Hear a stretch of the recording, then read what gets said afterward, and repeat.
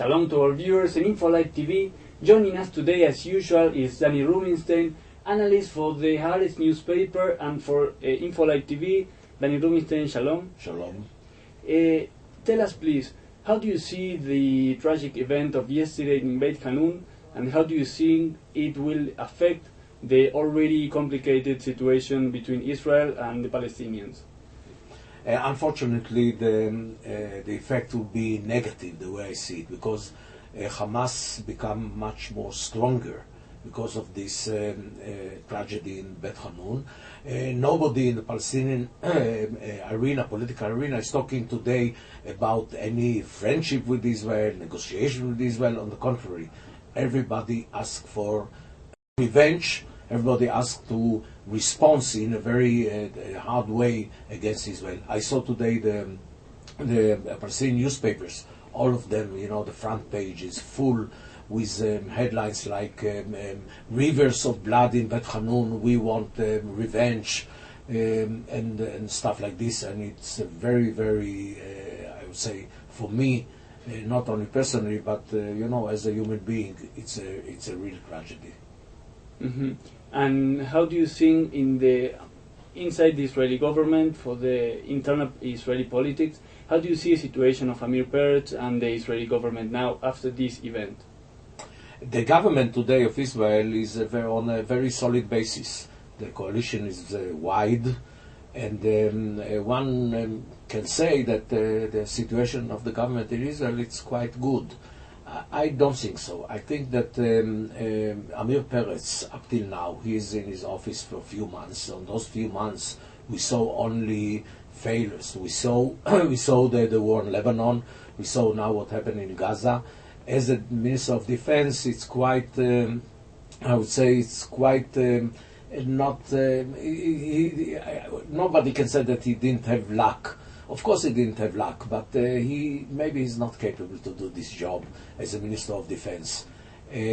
So there'll be a pressure. He has many opponents in his own party, so we will see that opposition to Amir Peretz will be much stronger, and maybe there'll be a change in the coalition, especially in the Labour Party. The Labour Party doesn't have today a real leadership, because Amir Peretz did not, I would say, deliver the goods of leadership.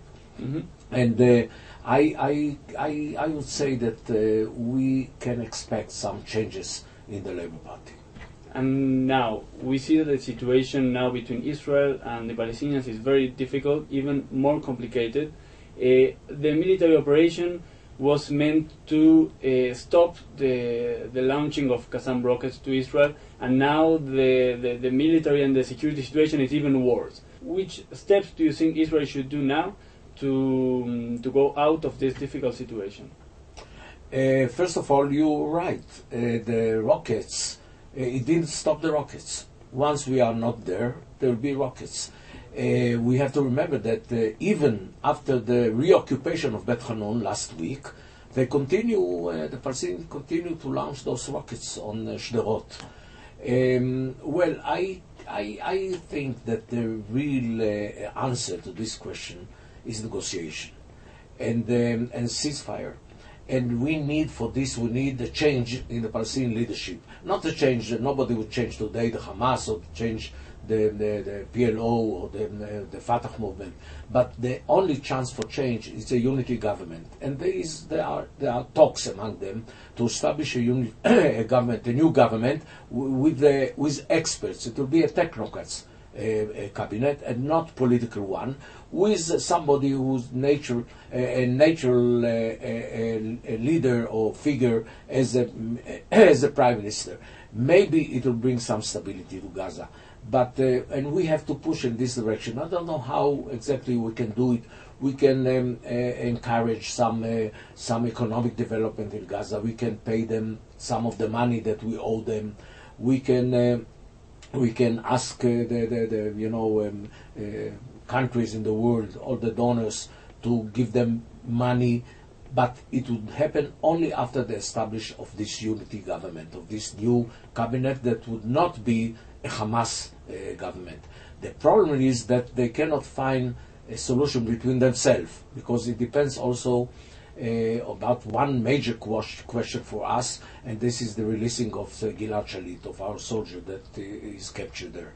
Without Gilad Shalit, I don't see any progress. And the thing is that what is happening with the smuggling of weapons from Egypt to Gaza? Is it possible to stop it?